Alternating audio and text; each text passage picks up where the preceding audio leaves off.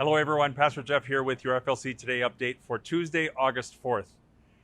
Well, we have turned the calendar on another month, and I know that there's a lot going on around us as we continue to endure the restrictions we've experienced due to COVID-19. There's a lot of anxiety that surrounds the questions like how do we return to some in-person experiences while remaining vigilant to protect ourselves from the risk of infection. This weekend, we returned to an in-person worship opportunity. We gathered at 5 p.m. on Saturday evening and on Sunday morning at 8 a.m. in the main sanctuary. And while attendance was light, it was joyful.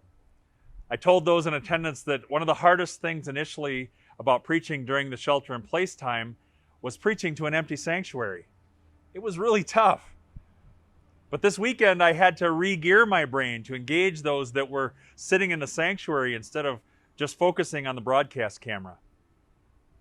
On Sunday afternoon, I was watching the return of the astronauts from the International Space Station on the SpaceX capsule.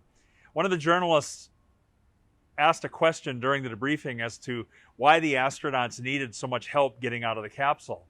And the flight director explained that the human body adapts very easily to zero gravity, but after 63 days in space, as the astronauts not only returned to being subject to normal gravity, but were subjected to extreme gravity in their descent back to Earth, the body does not quickly adapt back. And I was thinking that this was an interesting parallel to our returning to in-person worship. It will take some time for us actually to adapt. And the fact that we're not returning to a normal pattern, all of us will need to take some time to figure it out. I do want to take this opportunity to thank our staff. They have been very careful and diligent in their work in planning all that we have been able to do over these last 4 months, and especially the detail work that needed to be accomplished before we reopened this last weekend.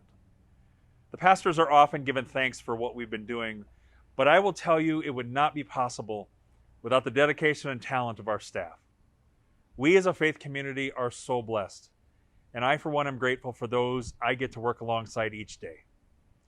I also want to thank the volunteers that stepped into the unknown with us this weekend and helped to guide those in attendance. While the attendance numbers were not what we're used to, they did a great job of making all feel welcome, even in this time of restricted participation. So as you go about your day today, I'd like to encourage you to pause and consider those that have helped you in big and small ways over these last few months. Reach out to them. Tell them thank you. I hope you get to enjoy this beautiful weather that we're experiencing, and may God continue to bless each and every one of you today and always. Have a great day, and God's blessings on you.